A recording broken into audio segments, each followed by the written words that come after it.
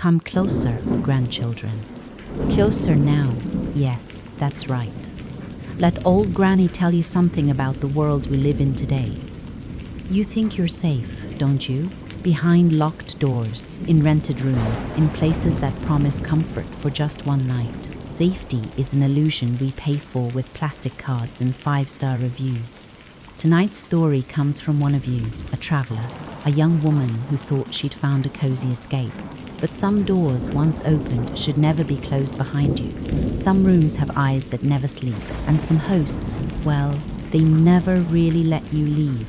Listen carefully, my dears, and when you travel next, remember this tale. My blood turned to ice water. I should have known something was wrong the moment I saw the host smile. It was too wide, too practiced. The kind of smile that doesn't reach the eyes, you know. But I was tired, God, I was so tired. I'd been on the road for 6 hours. My phone was at 11%. And the Airbnb was the only place under $80 in this dead-end Vermont town. The photos online looked decent enough. Thinning grey hair, wire-rimmed glasses, wearing a cardigan despite the August heat. He met me at the door of his colonial-style house with that smile already plastered on. You must be Sarah, he said, extending a hand that felt cold and slightly damp. Welcome, welcome. You look exhausted, poor thing. Long drive, I managed, returning the handshake as briefly as possible. He led me around the side of the house to a separate entrance wooden stairs, descending to a basement door painted cheerful yellow. The contrast was jarring against the aging grey siding of the main house. You'll have complete privacy down here, Richard said, fumbling with an oddly complex set of keys. I'm upstairs if you need anything, but I won't bother you. I know solo travelers like their space. The way he emphasized solo made my stomach tighten, but I told myself I was being paranoid. Too many true crime podcasts, my roommate always said. The apartment itself seemed fine at first glance. Small but clean. A kitchenette with a mini fridge, a bathroom with those tiny hotel soaps arranged on the sink, a queen bed with a floral duvet that smelled faintly of lavender detergent. There was even a small sitting area with a love seat and a TV mounted on the wall. Wi-Fi password is on the fridge, Richard said, hovering in the doorway. His eyes were doing that thing, scanning the room like he was taking inventory, making sure everything was exactly where he'd left it. Checkout is 11 am. Enjoy your stay. Then he was gone, his footsteps heavy on the stairs above my head. I locked the door, both the handle and the deadbolt, and let out a breath I didn't know I was holding. See, fine, everything's fine. I ordered Thai food on DoorDash, took a shower, and collapsed onto the bed with my laptop to catch up on some freelance work. The basement had no windows, just those high, narrow slits near the ceiling that showed nothing but darkness and the occasional flash of passing headlights. It was around 10 p.m. when I first noticed the smoke detector. I was lying in bed, scrolling through my phone, when my eyes drifted up to the ceiling. The smoke detector was directly above the bed. Standard white plastic disc, except it seemed off-center. And was that a tiny green light? I'd never seen a smoke detector with a light like that. I stood on the mattress to get a closer look, my heart starting to race. That's when I saw it. A tiny lens barely visible in the center of the detector's grill. For a full minute, I just stood there on the bed, staring at that tiny glass eye staring back at me. This can't be real. I'm seeing things. I'm paranoid. But I wasn't. The more I looked, the more certain I became. That was a camera. A fucking camera pointed directly at the bed where I'd been lying in nothing but a towel an hour ago. My hands shook as I pulled out my phone and took pictures. Then I did what any rational person would do. I grabbed a towel from the bathroom and draped it over the smoke detector, covering the lens. I should have left right then. Grabbed my bag, run up those stairs, gotten in my car, and driven until I found a real hotel with lobby cameras and other guests. But it was past 10 p.m. in a town I didn't know. My phone was charging, And there was a part of me, a stupid, rational part, that thought maybe I was wrong. Maybe I should check more carefully in the morning. Maybe I should have proof before I accused someone of something this serious. So I stayed. I searched every inch of that basement. The TV normal. The edges of picture frames. The smoke detector in the bathroom. Just a smoke detector. The corners of the room where walls met ceiling. Nothing. But the feeling wouldn't leave. That sensation of being watched, like invisible fingers trailing down my spine. I changed in the bathroom with the door locked. I positioned my suitcase on the dresser to block any potential view from the covered smoke detector. I kept every light on and tried to convince myself I'd be okay until morning. Sleep was impossible. Around 1 a.m., I heard footsteps. They came from directly above me, slow, deliberate, pacing back and forth. Richard's bedroom must have been right overhead. The footsteps would go from one end of the ceiling to the other, pause, then return, over and over, like he was walking the length of a room, waiting for something, or watching something on a screen. My breath came in short gasps. I pulled the covers up to my chin, eyes locked on the covered smoke detector, praying the towel stayed in place. The footsteps stopped. Silence filled the basement, thick and suffocating. Then came the sound that made my heart stop completely, the jingle of keys outside my door.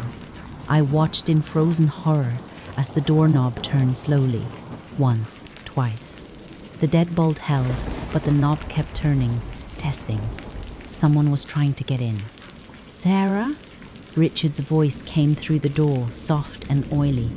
"Sarah, are you awake? I thought I heard you moving around. Are you all right?" I couldn't breathe, couldn't move. Every instinct screamed at me to stay silent, to play dead. "I have some extra blankets if you're cold," he continued. His shadow blocked the crack of light under the door. "I could bring them down. We could talk. If you're having trouble sleeping."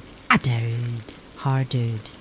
"Sarah." I grabbed my phone with trembling hands and texted my roommate. "Call police. Send to this address. Camera in room. Host trying to get in." I included my location pin and hit send, praying she'd wake up and see it. Richard's shadow shifted. "Well, good night then. Sleep tight." Coming from inside the walls. Scratching. Then voices muffled, distorted, like they were coming through a speaker with the volume turned low. I pressed my ear against the wall near the headboard. "Move the towel. Can't see. Need to." My stomach dropped into an abyss. There were multiple people watching or trying to watch. This wasn't just Richard. This was organized. I didn't think. I just moved. I grabbed my bag, already packed from never unpacking, shoved my laptop and charger in, and crept toward the door. My hands shook so badly I could barely grip the deadbolt. The metal scraped as I turned it too loud, and I froze, listening. I eased the door open. The stairs stretched above me into darkness, just one bare bulb at the top casting weak yellow light. August night air hit my face, humid and thick. I took the stairs 2 at a time, trying to stay quiet, failing. My sneakers slapped against wood, my bag banged against my hip. But I didn't care anymore. I just needed to get to my car, parked in the driveway 20 feet away. I was halfway there when the porch light blazed on. Richard stood in the doorway of the main house, still in that fucking cardigan. But the smile was gone now. His face was slack, empty, except for his eyes. His eyes were alert, predatory. Leaving so soon, his voice had dropped the friendly pretense. It was flat now, cold. "You haven't even stayed the full night. I don't give refunds for early checkout." "Stay away from me," I said, keys already in my hand, pointing my car remote like a weapon. My car beeped, lights flashing. "I know about the cameras. I've already called the police." Something flickered across his face, not fear, calculation. "Cameras?" He descended the porch steps. That's a very serious accusation, Sarah. You know, people can see things that aren't there when they're tired, stressed, paranoid. I have pictures, I said, backing toward my car. I have proof. Let me see. He kept coming, hands outstretched like he was approaching a spooked animal. Let's go back inside and look together. I'm sure there's been a misunderstanding. That smoke detector is just a smoke detector. It's probably just the LED light for the battery indicator that confused you. He was between me and my car now. I saw movement in the house, a figure in the window. Then another. Shapes in the darkness, watching. How many? The question came out as a whisper. How many are in there? Richard's empty expression finally shifted into something worse satisfaction. You weren't supposed to find it, Sarah. The good ones never do. They check in, they sleep, they leave, and they never know. We have hundreds of hours of footage. Thousands. People just like you. He took another step closer. But you had to be smart. You had to look up. The casual admission of it, the pride in his voice, snapped something in me. I screamed, a full-throated, primal scream that tore through the quiet Vermont night. Lights flickered on in neighboring houses. A dog started barking. I threw my bag at his face and ran not to my car, but toward the street, toward the houses with lights, toward witnesses. My lungs burned, my legs pumped. Behind me, I heard Richard shouting, his footsteps pounding pavement. Help! I screamed at the houses. Help me! Please! A door opened. Then another. People emerged onto porches, an elderly couple. A man in a bathrobe, a woman with her phone already raised. Richard skidded to a stop 30 feet behind me. In the growing audience of witnesses, he smoothed down his cardigan and held up his hands in a gesture of surrender and confusion. I don't know what's wrong with her, he called out, voice shaking with false concern.